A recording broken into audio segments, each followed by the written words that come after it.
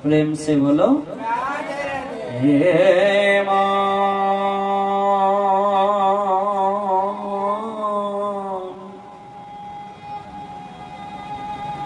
তুমি সে অধম বড় মন, তুমি সে অধম বড়।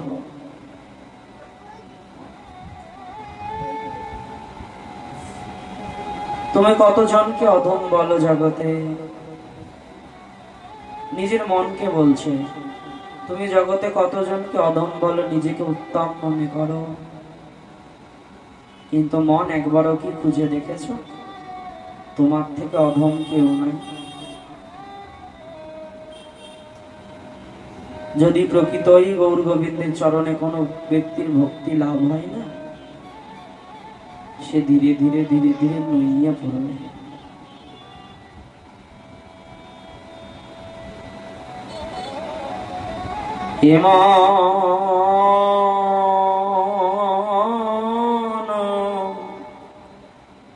তুমি সে অধম বড়,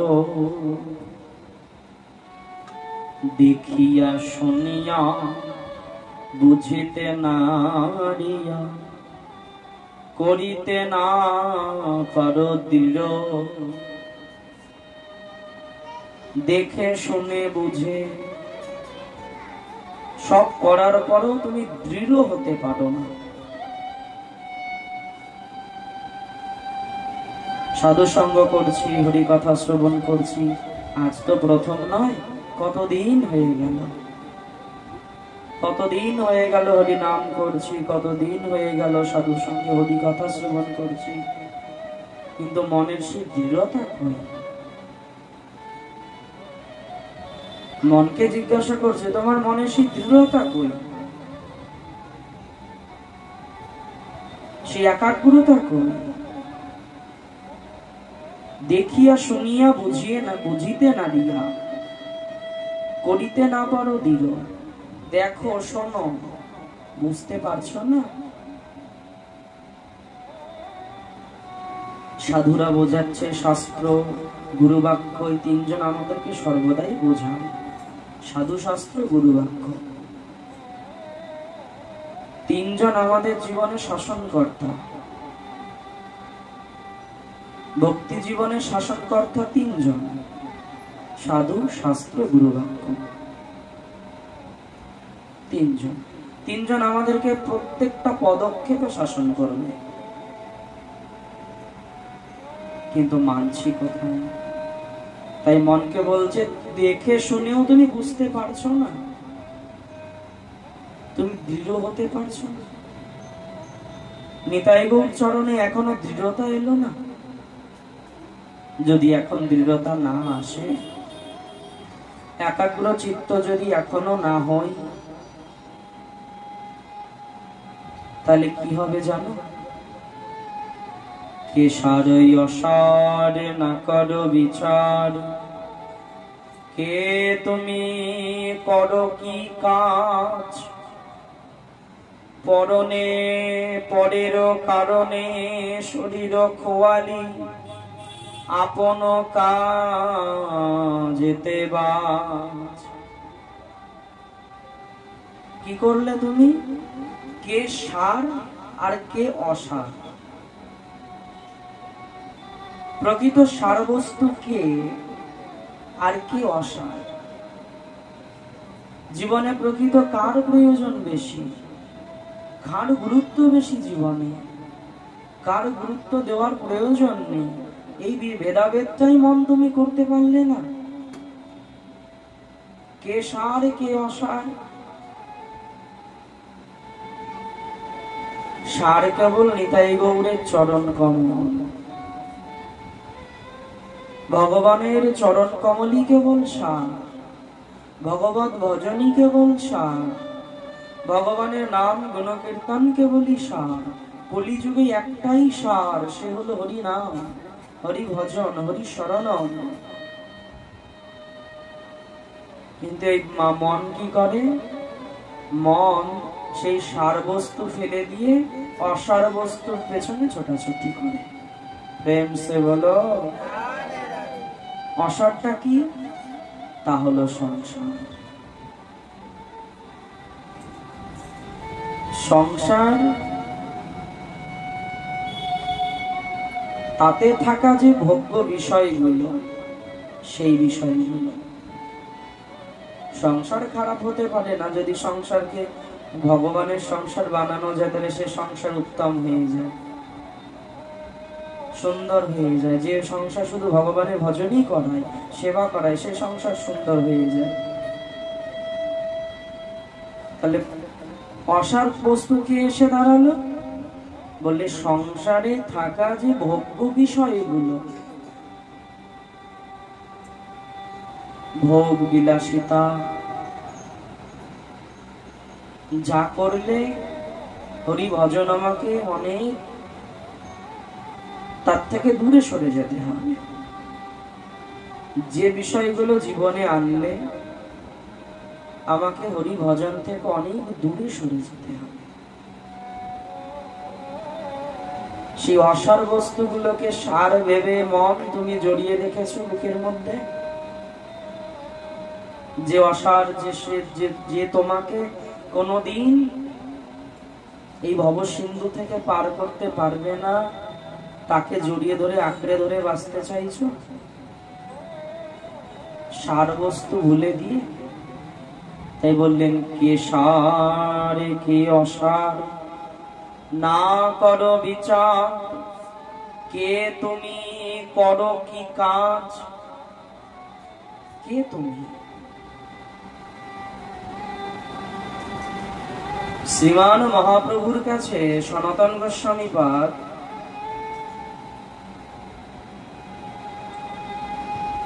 রূপ গোস্বামী পাদ চৈতন্য চরিতামৃতে বেশ কিছু কিছু প্রশ্ন করেছিল।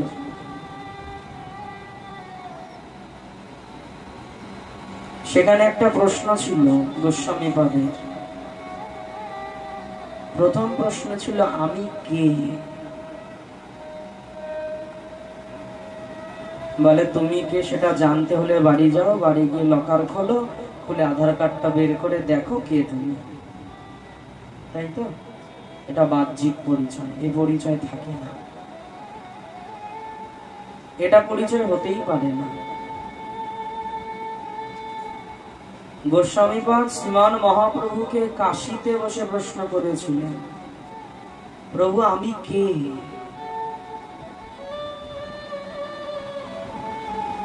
বলে, জীবের স্বরূপ হয় নিত্য কৃষ্ণ দাস।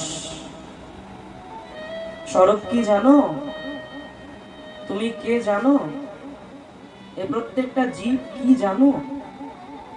এদের প্রথম পরিচয় হলো নিত্য কৃষ্ণ দাস। আর জীব তাহা ভুলি গেল, তার জন্য মায়া তার গলায় বান্ধিল। যার দাসত্ব করার কথা ছিল ভগবৎ চরণে, সে দাসত্ব কিন্তু করে না। মন একবারও চিন্তাও করে না। দাসত্ব তো করে না, ঠিক আছে, দাসত্ব করার চিন্তাও করে না। কেন? ওই যে মন যে সার বস্তুকে সাইডে পাশে সরিয়ে রেখে ওই অসার বস্তুকে ধরে রেখেছে জীবনে।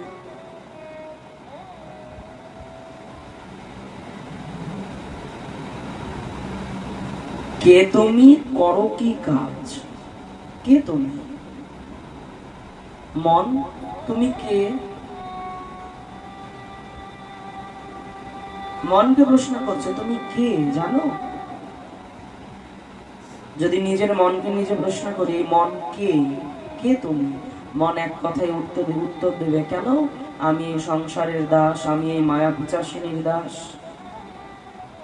বললেন, না, এটা তোমার প্রকৃত পরিচয় নয়। কত জন্ম এভাবে গেল, এইভাবেই কত কত জন্ম দাসত্ব করলে। 84 লক্ষ জনের মধ্যে 4 লক্ষ মনুষ্য জন্ম, এই 4 লক্ষটার আবার ভাগ আছে বর্তমানে। এই 4 লক্ষ কি রকম জানো? কৃষ্ণ ভক্তি প্রতিকূল। এই যে 4 লক্ষ মনুষ্য জন্ম শুনলাম আর খুশি হয়ে গেলাম, যাক 4 লক্ষ মনুষ্য জন্ম না, এই মনুষ্য জন্মটা কৃষ্ণ ভক্তির প্রতিকূল জন্ম। এমন একটা জায়গায় জন্ম হবে, মনুষ্যকুলে অনেক আছে না, মানুষ মানে মানুষ অনেক প্রজাতি, অনেক ভাগ আছে না, কেউ কেউ তো আফ্রিকার জঙ্গলেও আছে, কত কত জায়গাতে আছে। সবাই কি কৃষ্ণ ভক্তি করে?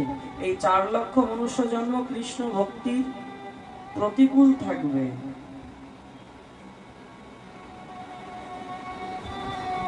এই 84 লক্ষ তারপর পার করলে একবার মনুষ্য জন্ম। কোন মনুষ্য জন্ম? সেটা হবে এই ভারত ভূমিতে জন্ম হবে, সেই কৃষ্ণ ভক্তি একটা সেরকম পরিবেশ সে পাবে। আজকে যদি ভারত ভূমিতে জন্ম না হয়, অন্য পৃথিবীর অন্য কোন এক প্রান্তে জন্ম হতো, যেখানে কৃষ্ণ ভক্তি কি জিনিস মানুষ জানেই না, সেখানে যদি জন্ম হয়ে যেত, তাহলে কৃষ্ণ ভক্তি করা হতো আমার? হতো না। তাহলে 4 লক্ষ মনুষ্য জন্ম পার করার পর একবার মনুষ্য জন্ম দেয়, সেটা হলো ভক্তির অনুকূল পরিবেশে ভারত ভূমিতে জন্ম হবে। আশেপাশে পরিবারে যদি কেউ ভক্ত নাও থাকে, আশেপাশে ভক্ত পরিবেশ পাবে, দেখে শিখবে, বুঝবে। এই যে সাধু শাস্ত্র গুরু বাক্য, 3টা তার জীবনে আসবে। তারপরেও যদি মন না শোনে,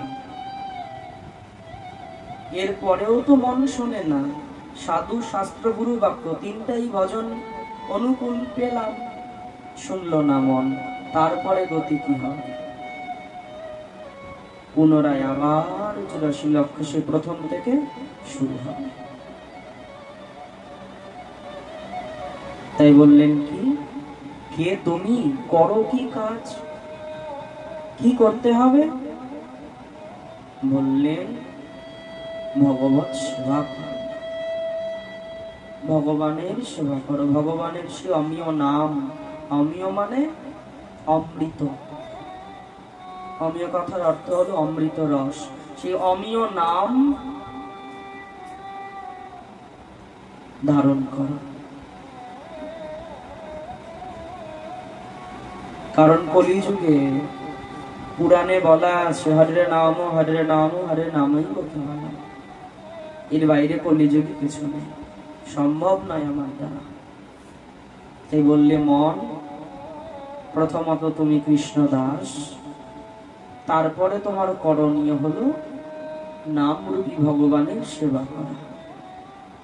পরের কারণে শরীর খোয়ালি, আপন কাজেতে বাজ। পরের কারণে সব সর্বস্ব গেল। মনকে বলছে, মন এই সংসারটা সামলাতে গিয়ে এ পর্যন্ত শুধু অপরের জন্য করলাম, তুমি এ পর্যন্ত শুধু অন্যের জন্য করলে। সংসারে স্ত্রী পুত্র আত্মীয় স্বজন কুটুম্ব পরিজন এদের জন্যই করেছো, কিন্তু মনকে প্রশ্ন করে দেখা যাবে মন নিজের জন্য কিছু করেছো? এগুলো করার পাশাপাশি যে নিজের জন্য কিছু করা উচিত, সেটা কিন্তু করিনি। বললেন করেছি কি? বলে 2 দিন বাদে ছেলে বৌমা খেতে দেবে না, ওর জন্য কতগুলো এলআইসি যা লাগে করে রেখেছে। বলছে এ তো জাগতিক বস্তু তোমায় প্রদান করবে, পারমার্থিক বস্তু প্রদান করতে পারবে কি না? পারমার্থিক আমায় দিতে পারবে না, জাগতিক দিতে পারবে। যা জাগতিক বা কতক্ষণ দেবে? অর্থ তো থাকবে ঘরে, সেখানেও তো কারো একজন মাধ্যম প্রয়োজন। যদি আমি সেই অর্থটা তুলে নিয়ে না আনতে পারি অফিস থেকে, তাহলে সেই অর্থ তো আমার ঘরে তাও কোনো কাজে নয়। তা সত্ত্বেও একদিন এই দেহ ছেড়ে চলে যেতে হবে। এই জগৎ সংসার যাদের জন্য সময় খোয়ালাম তাদের ছেড়েই যেতে হবে। সব থেকে আজীব একটা নিয়ম ভগবানের, কি যে তুমি সারা জীবন যতই যা করো না কেন, ওই চলে যাওয়ার পর ঘুরে এসে কিন্তু আর হিসাব নিতে পারবে না। পারবে? বড় বড় ধনী ব্যক্তিরা যখন গত হয়ে যায়, পরলোকে গমন করে, তারা কি ঘুরে আসার হিসাব চাইতে পারে? কোনোদিনও চায়? সর্বস্ব এখানেই পড়ে থেকে যায়। তাই বললেন পরেরও কারণে শরীরও খোয়ালি। সবার জন্য করতে করতে শরীরটা খুব চলেই গেল একদিন দুদিন করে। এই শরীর তো চলেই গেল একদিন দুদিন করে সবার জন্য করতে করতে। তাহলে প্রশ্নটা হলো কোথায়? নিজের কাজেতে বাজ, বাজ মানে বাধা পড়ল। আপনই আপন স্থানে প্রীতি সবাই টানে, ভজন পথে পড়ায়ে বিগতি। সংসার এদিক থেকে টানবে, ওদিক থেকে টানবে, ওদিক থেকে টানবে, সেদিক থেকে টানবে, এতে আমার কি হবে? বলছে আমার ভজনে ক্ষতি হবে।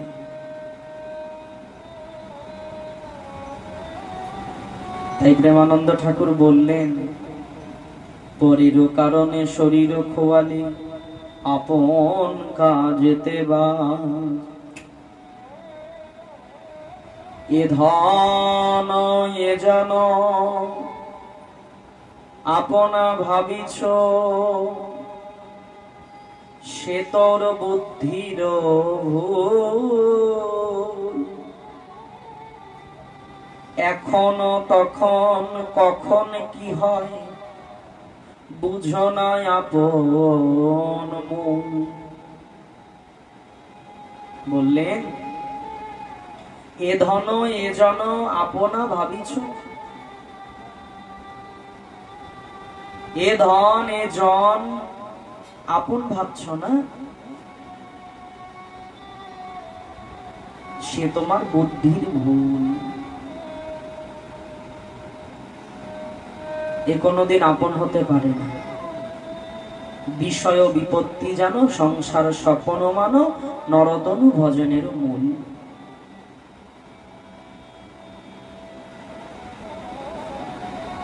প্রয়োজনের বেশি যদি বিষয় হয়, প্রয়োজনের অধিক যদি বিষয় এসে যায় জীবনে, তখন সেটা বিপত্তি ডেকে নিয়ে আসে। বিষয় বিপত্তি জানো, সংসার স্বপ্ন মানো। এই সংসার সংসার করছি না, একে স্বপ্নের মতো দেখতে বলছে। যেমন আমরা ঘুমোলে স্বপ্ন দেখি, ঘুম ভেঙে গেলে স্বপ্নটা আর থাকে না, সংসারটাকেও সেই রূপ ভাবতে বললেন। যদি এই রূপ ভাবা যায় সংসারকে, সংসার সম্বন্ধীয় বস্তুগুলোকে যদি এরূপ ভাবা যায়, তাহলে কোনোদিন ব্যক্তিকে মায়া গ্রাস করতে পারবে না। সংসারকে যদি নিজের না ভাবা যায়, সংসার সম্বন্ধীয় বিষয়গুলোকে যদি নিজের না ভাবি, সংসারের ব্যক্তিগুলোকে যদি নিজের না ভাবি, তাহলে মায়া আমার গ্রাস করলো কেমন করে? বলে সংসারে থেকেও সে ব্যক্তি পরমহংস।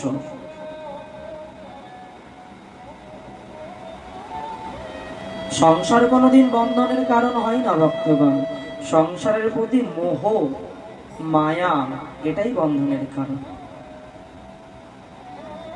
সংসার ত্যাগ করে বনে গেলাম, অথচ সেই বনে গিয়ে সেই মায়া আমাকে বিরক্তই করছে, পুনঃ পুনঃ আমাকে বিরক্ত করছে।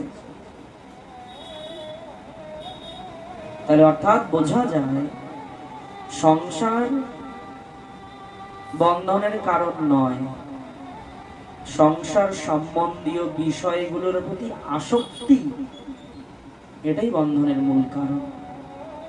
আসক্তি যদি কারো না থাকে, সে সংসারে থেকেও গৃহকর্ম করার পাশাপাশিও সে পরমহংস। পরমহংস কি করে? হংস কি করে? জল আর দুধ দিয়ে মেশানো থাকলে দুধ দুগ্ধ পান করে নেয়, জল পড়ে থাকে, হংসের স্বভাব। তো পরমহংস সেই হবে, সেও হতে পারে না। সংসার সম্বন্ধীয় বিষয়তে যদি তার আসক্তি না থাকে, সংসার সম্বন্ধী বিষয়গুলোর প্রতি আসক্ত কমাতে পারলেই ভজন হয়ে গেল।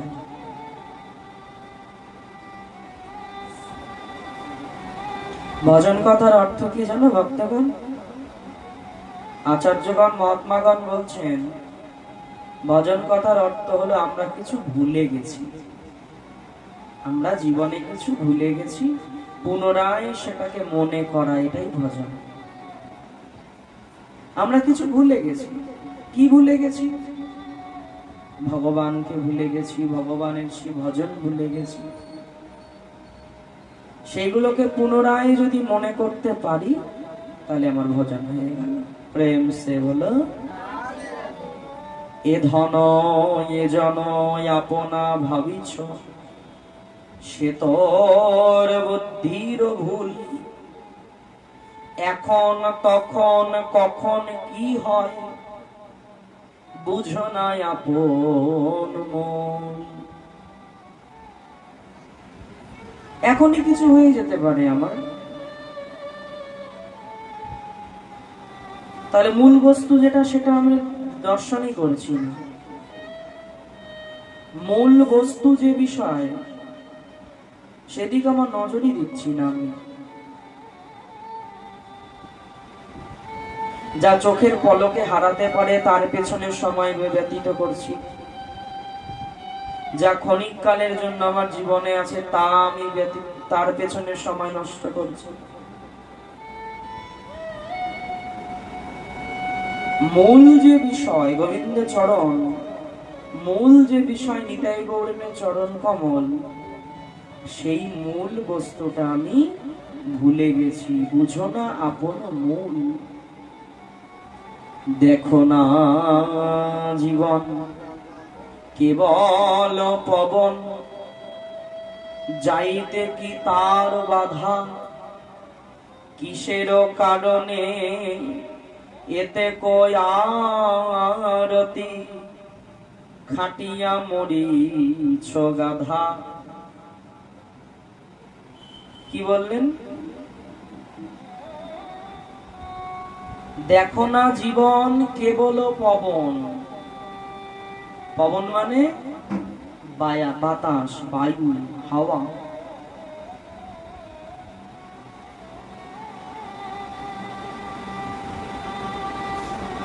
বলছেন এই জীবনটাকে তুমি বিরাট মনে করছো, এ বায়ুর মতো। দেখো না জীবন কেবল পবন বাতাস, যাইতে কি তার বাধা। এই বায়ু যখন থেমে যাবে, অর্থাৎ শ্বাস প্রশ্বাস যখন থেমে যাবে, কেউ আটকাতে পারবে? কারো ক্ষমতা আছে এই বাতাসকে আটকে দেওয়ার? কারো ক্ষমতা নেই। তাহলে জীবনটা কি বললেন? একটা বাতাস। এই বাতাস এখনই আছে এখনই নেই, বেরোলো আর যদি প্রবেশ না করে, শ্বাস ছাড়লাম, সে শ্বাস যদি পুনরায় ভেতরে না যায় তাহলেই সব শেষ। তাই বললেন দেখো না জীবন কেবল পবন, যাইতে কি তার বাধা, কিসের কারণে এতে কয়ারতি, খাটিয়া মরিছ গাধা। নিজের মনকে বলছে, মন তুমি গাধা, তুমি একটা গাধা হয়ে গেছো। যেখানে খাটা উচিত ছিল, যেখানে খাটা উচিত ছিল প্রকৃতপক্ষে, ভালোবাসা খুব দুর্লভ বস্তু জানেন ভক্তগণ। ভালোবাসা, প্রেম, প্রীতি, স্নেহ, মমতা, এগুলো খুব দুর্লভ বস্তু। এগুলো যাকে তাকে দেওয়া যায় না। খুব দামি মূল্যবান কোনো বস্তু কোনো বাড়ির বালকের হাতে দিয়ে বলা হবে না তুমি যাও ঘুরে এসো, দেওয়া হয় মায়েরা? বাড়ির কোনো মূল্যবান বস্তু আমরা যার তার হাতে দিয়ে দেই। বাড়ির যারা ছোট বালক আছে, শিশু আছে, তাদেরকে আমরা দেই মূল্যবান বস্তুটা। কি করি? যত্ন করে রেখে দেই যাতে হারিয়ে না যায়, আর ওই বস্তু যাকে তাকে দেওয়া যাবে না।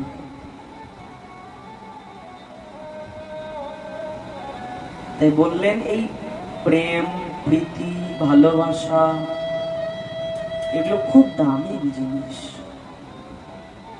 এই দামি জিনিসগুলো যার তার হাতে দেওয়া যায় না, যাকে তাকে দেওয়া যায় না। যে এর প্রকৃত মূল্য দিতে পারে, যে এর প্রকৃত মর্যাদা দিতে পারে, তাকেই ভালোবাসা দিতে হয়।